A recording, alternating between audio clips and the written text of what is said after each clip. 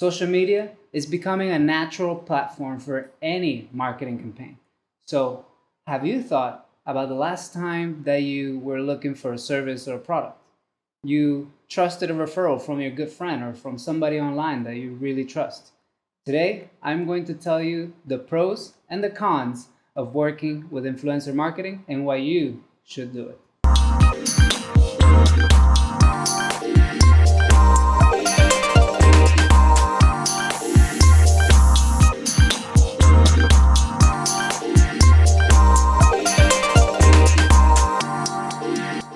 If you look at the numbers, it is hard to believe that doing influencer marketing it is a bad idea. 71% of marketers agreed that it's a great idea to use influencer marketing, and only 5% of marketers thought that it was a bad idea to do it. Before you jump into your next influencer marketing campaign or picking an influencer, you should consider the good and the downsides of working with them. Let's start looking at the pro side. If you choose the right influencer, you have an increased audience reach. What does this mean?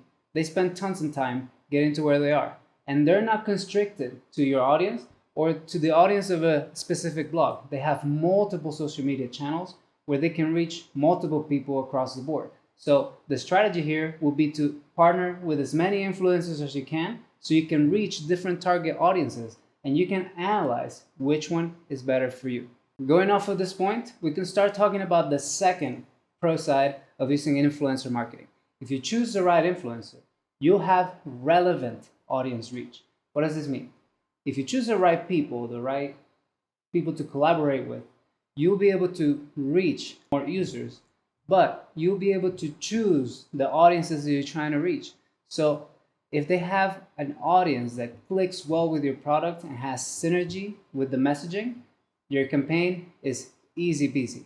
And not to think about, there is a lot of costs that you'll be saving in content creation, because on the influencer side, they'll be creating all the content. All you're providing is the product or service or the endorsement they need in order to promote your product. That brings me to my last point on the pro side. They'll give you endorsements. Again, think about it. The last time you were looking for a doctor or a product or something to purchase, you asked somebody for advice. First, you asked your family. If that wasn't enough, you went ahead and asked a friend. And if that wasn't enough, you looked on the internet. But on the last resort, one of the main things that social media is allowing us to do is influence how people behave and how people consume products and services. So influencers have a great way to endorse your product with the right messaging. Think about it. If the person is overly salesy or doesn't place your product correctly, you can suffer. So you have to think about the way that they're going to do the endorsements and specific content pieces that you can create and seamlessly enter into their audience, share content with them, and this way you'll be able to sell and increase the leads that come into your site. Now let's look at the other side of the spectrum. What if influencer marketing fails? And sometimes it fails big for companies like Pepsi. Yes, even they fail with influencer marketing. Think about it. Now, the first con factor is if you choose the wrong influencer, first, you'll be wasting your budget, your marketing budget. And second, the audience that you're trying to reach is just not going to react to your marketing campaign. So choose wisely, make sure that you analyze the metrics, not only the likes and how many followers, but how many people are interacting with their content, how they're commenting on their pictures, if people are sharing, if people have testimonials about connecting with this person or influencer. You have to really dig deep to choose the right influencer so that your brand doesn't go unnoticed and your budget doesn't go to waste. Another con factor is that influencers sometimes are just overly promotional, and you don't want that. In social media, we have a rule of 80-20. 80% of the time, we share juicy content, something that's engaging, something fun, or something that educates people. 20% of the time, we promote our products and services, promotions, or different discounts that we run throughout the year. So you have to make sure that the influencer you pick is smooth and seamlessly sharing content in order to not seem overly promotional about the product that you're trying to sell. People are repelled by overly promotional campaigns they just don't connect with it. So you lose credibility and authenticity in your brand. So you have to think about how you can inject your tone of voice into the campaign and into the influencers' different media channels. The last thing you have to consider on the con side is that if an influencer campaign goes wrong, it can have huge impact on your branding. So you have to spend lots of money on PR campaigns in order to revert the effects of a badly executed marketing campaign with an influencer.